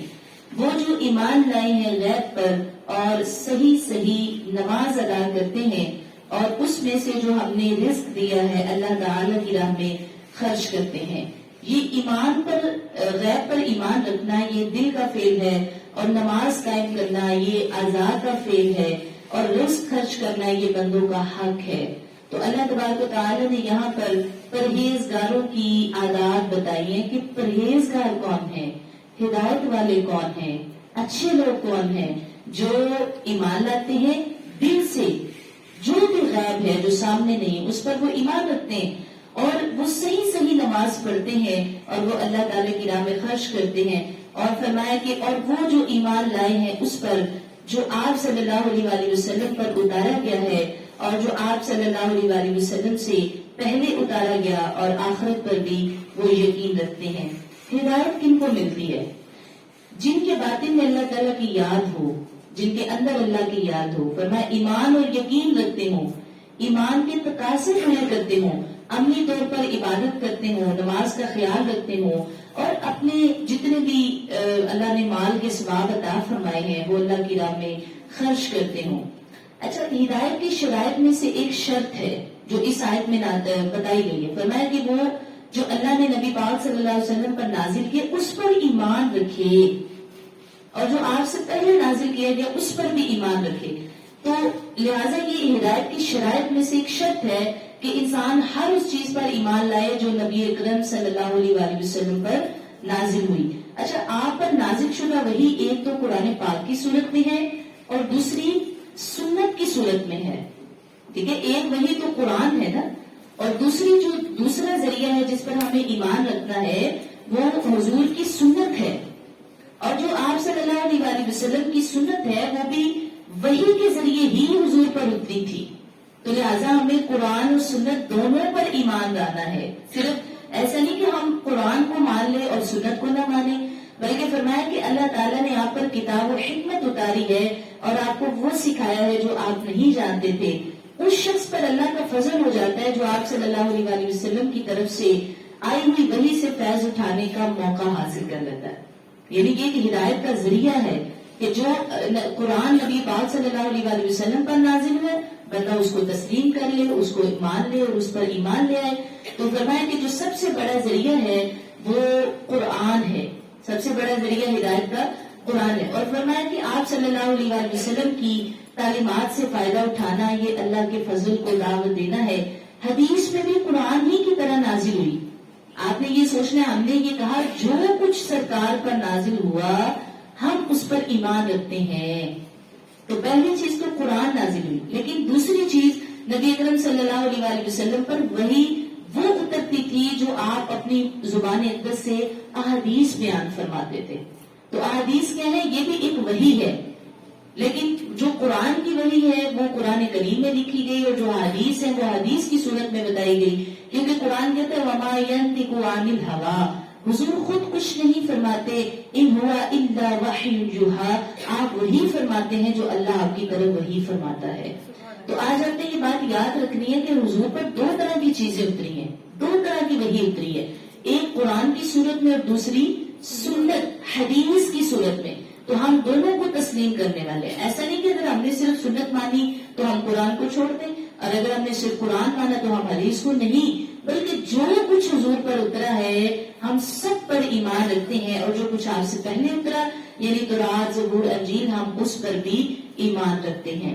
اچھا دیکھیں، یقین سے مراد ایسا ایمان ہے جس میں کوئی شک نہ ہو کہ سرکار نے، کیونکہ یقین جو ہے یہ علم کا سب سے بلند ترین مرتبہ ہوتا ہے. علم بندے کو آتا ہی تب ہے جب وہ یقین رکھتا ہے. علم جو ہے وہ یقین سے حاصل ہوتا ہے. یقین ایک ایسی منزل ہے جہاں پہنچ کر انسان وہ چیزیں دیکھ سکتا ہے جو عام نگاہوں کو نظر نہیں آتی.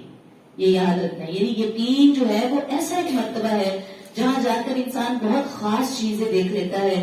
اور حضرت سیدنا ابو ہریرہ رضی اللہ تعالیٰ عنہ آپ فرماتے ہیں کہ نبی اکرم صلی اللہ علیہ وآلہ وسلم نے ارشاد فرمایا، اے لوگوں، بے شک اللہ تعالیٰ نے تمہیں یقین اور عافیت سے بڑھ کر کوئی نعمت عطا نہیں کی. یعنی یقین کا ہونا بھی یہ بہت بڑی نعمت ہے. یقین کا آنا بھی بہت بڑی نعمت ہے کہ آپ کو یقین ہو کہ اللہ تبارک و تعالیٰ جو ہے وہ میرے اس عمل کو قبول کر رہا ہے، اللہ مجھے دیکھ رہا ہے، اللہ میرے اعمال کا حساب کر رہا ہے. یہ یقین کا آنا. اچھا دیکھیں کتنی بڑی بات ہے کہ انسان سیدھا بھی تب ہوتا ہے جب اسے یہ یقین ہوتا ہے کہ مجھے مرنا ہے. مرنے کا یقین ہو تو اعمال درست ہوتے ہیں، اگر یہ یقین ختم ہو جائے تو پھر اعمال بگڑ جاتے ہیں.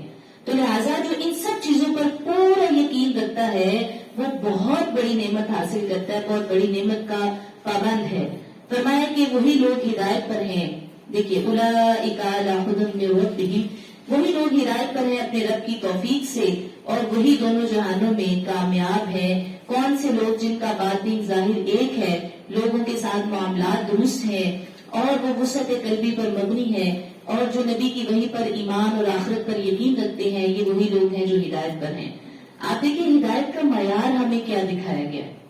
ہدایت کا معیار کیا ہے؟ ابھی ہم نے چونکہ ہدایت کا سوال کیا نا، ہم نے ہدایت مانگی تھی، اللہ نے ہمیں شرائط بتا دی. ہم نے ہدایت مانگی تھی، اللہ نے ہمیں شرائط بتا دی ہے کہ شرائط پوری کرو گے تو ہدایت پر آؤ گے. اور شرائط کیا ہے؟ فرمایا کہ جو ظاہر باطن ایک رکھیں اور ہر چیز پر جو اللہ اور اس کے رسول کی طرف سے اس پر ایمان رکھیں، یہی وہ لوگ ہیں جو کامیاب ہوں گے. اور کامیابی کی کنجی ہدایت ہے، اور ہدایت اس کو ملتی ہے جو سرکار مدینہ صلی اللہ علیہ وآلہ وسلم اور ان کے خدا پر ہر طرح کا یقین اور ایمان رکھے. فرمایا بے شک جنہوں نے کفر اختیار کر لیا، برابر ہے ان کے لیے چاہے آپ انہیں ڈرائیں یا نہ ڈرائیں، وہ ایمان لانے والے نہیں ہیں. جب ماننے نہیں تو آپ ان کو ڈرائیں یا نہ ڈرائیں، ان کے لیے کچھ بھی معنی نہیں رکھتا. ختم اللہ، مہر لگا دی اللہ تعالیٰ نے ان کے دلوں پر، ان کے کانوں پر، ان کی آنکھوں پر پردہ ہے، اور ان کے لیے بہت بڑا عذاب ہے. دلوں پر مہر لگ جاتی ہے. یہ کفار کا ذکر ہے. کافروں کے دلوں پہ مہر لگی. اللہ تبارک و تعالیٰ فرماتے ختم اللہ علی قلوبہم وعلی سمعہم، ہم نے مہر لگا دی ہے، ختم ہو گیا کام ان کا. اچھا مہر کب لگتی ہے؟ یہ ایسا اس وقت ہوتا ہے جب حق جاننے کے بعد بھی بندہ اس کا انکار کر دے، جب علم سننے کے بعد بھی بندہ عمل نہ کرے، جب اس کو پتا ہے کہ حق بات یہ لیکن وہ باطل کا ساتھ دے. گناہوں کی کثرت کی وجہ سے بندے کے دل پر مہر لگ جاتی ہے. استغفر اللہ معاذ اللہ، اللہ تعالیٰ ہمیں سے محفوظ رکھے. تو فرمایا کچھ لوگ وہ ہیں جو کہتے ہیں کہ ہم ایمان لائے اللہ پر اور روز قیامت پر، حالانکہ وہ مومن نہیں ہے. کیونکہ اللہ تعالیٰ کچھ لوگوں کے ایمان کو مانتے نہیں ہے. اللہ تعالیٰ کچھ لوگوں کے ایمان کو مانتے نہیں ہے کیونکہ وہ سچے مومن نہیں ہوتے، اور جو وہ کہتے ہیں وہ کرتے نہیں ہیں. منافقین کی عملی زندگی ان کی زبان سے مطابقت نہیں رکھتی. یہاں پر منافقین کا ذکر ہے نا، جو وہ کہتے ہیں وہ نہیں کرتے اور جو وہ کرتے ہیں وہ کہتے نہیں. تو لہٰذا جو عملی زندگی ہے نا، قول اور فعل کا تضاد، یہ منافقین کا حصہ ہوتا ہے. فرمایا کہ ان کے دلوں میں بیماری ہے. اگر آپ اپنی قرآن پاک لے کر اس پہ پورا ترجمہ میں پڑھ رہی ہوں، اگر آپ وہ پڑھتے رہیں گے تو انشاءاللہ بہت فائدہ ہوگا. اپنے قرآن پاک سے ساتھ میں ہائی لائٹ بھی کر سکتے ہیں، چھوٹی چھوٹی چیزیں لکھ سکتے ہیں جو میں ساتھ ساتھ بتا رہی ہوں، اور ساتھ میں اپنا قرآن پاک پڑھیے، انشاءاللہ اس سے فائدہ ہوگا. فرمایا ان کے دلوں میں بیماری ہے. فزادہم اللہ مرضا، پھر بڑھا دی اللہ نے ان کی بیماری اور ان کے لیے دردناک عذاب ہے، اس لیے کہ وہ جھوٹ بولنا کرتے تھے. اچھا وہ بیماری کیا ہے؟ نفاق کی بیماری ہے. ان کے دلوں میں نفاق کی بیماری ہے. اور بعض مفسرین کہتے ہیں کہ دنیا کی محبت کی بیماری ہے. یہ کافروں کی بات ہو رہی ہے کہ ان کے دلوں میں دنیا کی محبت کی بیماری ہے، نفاق کی بیماری ہے. اللہ فرماتے ہیں میں اور بڑھا دی ان کی بیماری. کیوں؟ کیونکہ وہ ہدایت کی طرف تو آنے والے نہیں ہیں، تو لہٰذا ان کی بیماری بڑھا دی گئی. اور فرمایا کہ ان کے لیے دردناک عذاب ہے. اور وجہ کیا ہے کہ ان کو دردناک عذاب ملے گا؟ کیونکہ وہ جھوٹ بولتے ہیں. استغفر اللہ معاذ اللہ، وہ جھوٹ بولتے ہیں. تو یہ قول اور فعل کا تضاد، جھوٹ بولنا، یہ فساد برپا کرتا ہے. اس لیے فرمایا کہ جب کہا جائے انہیں کہ مت فساد پھیلاؤ زمین میں، تو وہ کہتے ہیں کہ ہم ہی تو سنوارنے والے ہیں. جب ان سے کہا، ان کافروں سے کہا جاتا تھا نا کہ تم فساد نہ پھیلاؤ، تم اصلاح اچھے راستے پر ہو، تو وہ اصلاح کے نام پر جھوٹ بولتے تھے. اصلاح کے نام پر، وہ مصلحت کے نام پر غلط امور سر انجام دیا کرتے تھے. اس لیے فرمایا جب ان سے کہا جائے کہ فساد مت پھیلاؤ، تو وہ کہتے ہیں ہم تو اصلاح کرنے والے ہیں. خبردار وہی فسادی ہیں لیکن وہ سمجھتے نہیں. اور جب ان سے کہا جائے کہ ایمان لاؤ جیسے ایمان لائے اور لوگ، تو وہ کہتے ہیں کہ کیا ہم ایمان لائے جیسے بے وقوف ایمان لائے ہیں؟ معاذ اللہ.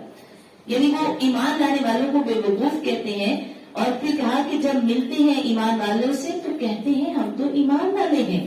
اور جب وہ الگ ہوتے ہیں اپنے سرداروں کے پاس، شیطانوں کے پاس، کافروں کے پاس، تو اپنے کافروں کے پاس جا کر وہ کہتے ہیں ہم تو مسلمانوں سے مذاق کر رہے تھے، ہم تو ایمان لائے ہی نہیں. اچھا، اسلام کا مذاق، اس پر عمل کرنے والوں کا مذاق، اللہ کی طرف سے آئی ہوئی آیات کا مذاق اڑانا، یہ کتنا بڑا جرم ہے. جی بات سمجھ آ رہی ہے؟ یہ کتنا بڑا جرم ہے کہ آپ اسلام کا مذاق اڑائیں، ایمان والوں کا مذاق اڑائیں، اللہ کی آیات کا مذاق اڑائیں. ایسے لوگ جو ہیں وہ احمقوں کی جنت میں رہتے ہیں، بے وقوفوں کی جنت میں. تو یہ وہی لوگ تھے جو کہتے تھے کہ ہم تو اسلام کر رہے ہیں، حالانکہ اچھا وہ جب اپنے لوگوں کے پاس جاتے کہتے ہم تو ان سے مذاق کر رہے تھے. کیا تم ایمان کا مذاق اڑا رہے ہو، مسلمانوں کا مذاق اڑا رہے ہو؟ اچھا اب ان کی سزا تو ہونی چاہیے، ان کو سزا تو ملنی چاہیے جو اسلام کا مذاق اڑا رہے ہیں، ایمان کا. تو اللہ تبارک و تعالیٰ فرماتا ہے اللہ یستہزئ بہم، اللہ سزا دے رہا ہے انہیں اس مذاق کی. اللہ استہزاء فرما رہا ہے، جس طرح وہ مذاق کرے اس طرح اللہ بھی جواباً ان کو استہزاء فرما رہا ہے. یعنی اپنی شان کے مطابق انہیں سزا دے رہا ہے اور ڈھیل دیتا ہے انہیں اپنی سرکشی میں وہ بھٹکتے پھرتے ہیں. یہ وہ لوگ ہیں جنہوں نے خرید لی گمراہی ہدایت کے بدلے، مگر کوئی فائدہ نہیں ہوگا ان کو اس تجارت کا، وہ ہدایت پر نہیں ہے. یعنی قیامت کے دن استہزاء یہ ہوگا. وہ دنیا میں مسلمانوں کے ساتھ مذاق کریں، قرآن کے ساتھ مذاق کریں، تو اللہ تبارک و تعالیٰ دنیا میں ان کے ساتھ مذاق یہ ہے کہ وہ اپنے آپ کو اچھا سمجھتے ہیں حالانکہ وہ برائی میں ہیں. یہ دنیا میں مذاق ہے. اور آخرت میں ان کے ساتھ مذاق یہ ہوگا کہ وہ اہل ایمان کے ساتھ کھڑے ہوں گے کہ اچانک ان کی روشنی بجھ جائے گی اور پھر امید کے بعد ان کو مایوسی ملے گی. کتنی بری چیز ہے مایوسی. یعنی پہلے وہ بڑے خوش ہوں گے، ایمان والوں کے ساتھ کھڑے ہوں گے کہ ہم سارے جنت میں جائیں گے، لیکن اچانک سے جو ان کے چہروں کا نور ہوگا وہ بجھ جائے گا، تو اللہ تعالیٰ فرمائے گا دنیا میں تم مذاق کرتے تھے، آخرت میں ہم نے تمہارے ساتھ کیا۔ تو امید کے بعد جو مایوسی ہے وہ بڑی دردناک ہے، جو قیامت کے دن ان کو ملے گی۔ فرمایا کہ ان کی مثال اس شخص جیسی ہے جس نے آگ روشن کی، پھر جب جگمگا اٹھا اس کا آس پاس، تو لے گیا اللہ ان کا نور اور چھوڑ دیا انہیں اندھیروں میں، اور اس میں وہ کچھ بھی نہیں دیکھ سکتے۔ یعنی ایسا شخص جس نے اپنے ارد گرد جو ہے وہ آگ جلائی ہے اور اچانک سے وہ آگ ختم ہو گئی، فرمایا سم بکم عمی فہم لا یرجعون، یہ بہرے ہیں، گونگے ہیں، اندھے ہیں، سو وہ کبھی اللہ کی طرف لوٹ کر آنے والے نہیں ہیں۔ یا پھر اچھا دیکھیں، اس میں اللہ تبارک و تعالی نے ان کے دل میں ابتدا میں نور آیا، جو کافر تھے، بے ہدایت تھے، گمراہ لوگ، ابتدا میں ان کے دل میں نور آیا، مگر جب انہوں نے دیکھا کہ دین پر عمل کرنے سے تو دنیا کا نقصان ہوگا، یعنی دنیا کے بہت سارے معاملات دین کے لیے چھوڑنے پڑتے ہیں۔ اچھا جب انہوں نے یہ دیکھا، انہوں نے دین چھوڑ کر دنیا کا راستہ اختیار کر لیا، ان کا کفر غالب آ گیا ان کے ایمان پر، ان کا کفر غالب آ گیا، ان کے اندر کا نور بجھ گیا، اللہ تعالیٰ نے ان کے اندر کا نور ختم کر دیا، اور وہ بھٹکتے پھرتے ہیں، اب ان کے پاس کوئی ہدایت نہیں ہے۔ قلب کا نور جو ہے نا وہ اللہ کے ہاتھ میں ہے، یہ یاد رکھیے، جو دل کا نور ہے وہ اللہ کے ہاتھ میں ہے، اور جو دل کے نور سے محروم ہو جاتے ہیں وہ دنیا کی، کائنات کی ہر نعمت سے محروم رہتے ہیں۔ اس لیے ہمیں یہ دعا کرنی چاہیے کہ اللہم اجعل فی قلبی نورا، اے اللہ میرے دل کو نور سے منور فرما، اللہم اجعل فی قلبی نورا، اے اللہ میرے دل کو نور سے منور فرما۔ اٹھ کے یہ بچوں کو بیٹا کلاس میں لے دیا، چھوٹی کلاس میں۔ ٹائم آپ کا ہو گیا نا۔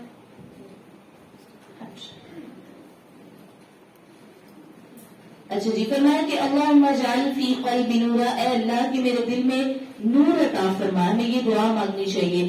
اور پھر فرمایا کہ آگے ہم تھوڑا پڑھتے ہیں اسے، قریب ہے کہ بجلی اچک لے جائے گی، یعنی چھین لے گی ان کی بنائی، جب چمکتی ہے ان کے لیے تو چلنے لگتے ہیں اس کی روشنی میں، اور جب اندھیرا چھا جاتا ہے تو وہ کھڑے ہو جاتے ہیں۔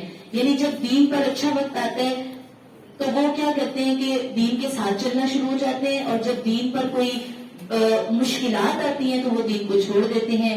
اور فرمایا کہ اگر اللہ چاہے تو اللہ ان کی سماعت، ان کی بصارت سب ختم کر دے۔ ان اللہ علی کل شیء قدیر، بے شک اللہ ہر چیز پر قادر ہے۔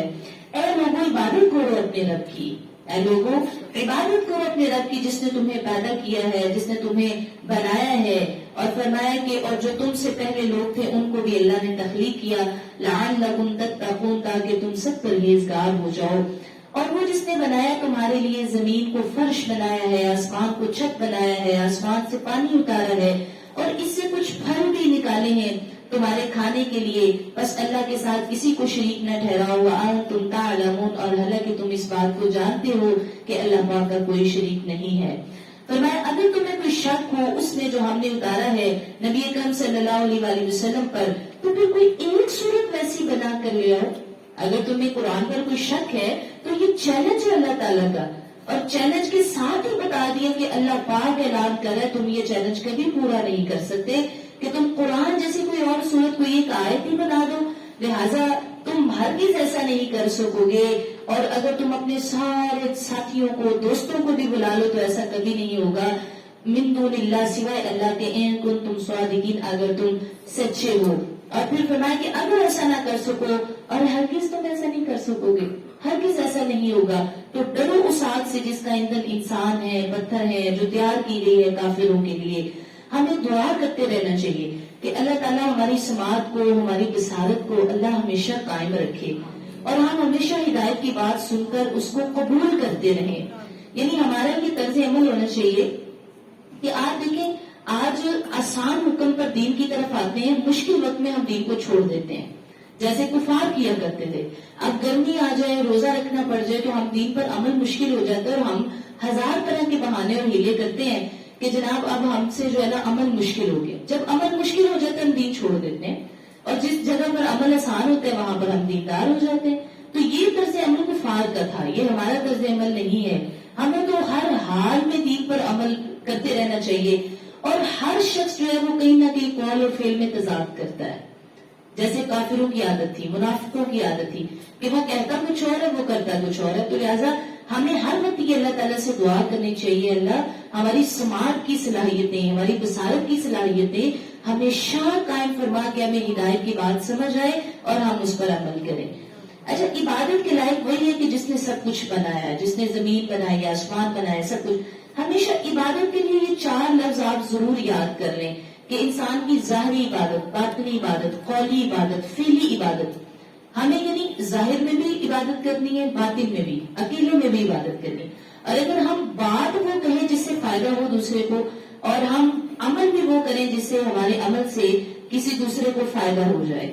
تو اس لیے فرمایا کہ آگے بڑھتے اللہ تعالیٰ نے تمہارے لیے بہت ہی پیاری آیت ہے، وَبَشِّرِ الَّذِينَ آمَنُوا، اور خوشخبری ہے ایمان والوں کے لیے اور ان کے لیے جو اچھے عمل کرتے ہیں کہ ان کے لیے باغات ہیں، اس کے نیچے سے نہریں بہتی ہیں. جب کبھی ان میں سے، ان باغوں میں سے کوئی اچھا پھل ان کو دیا جائے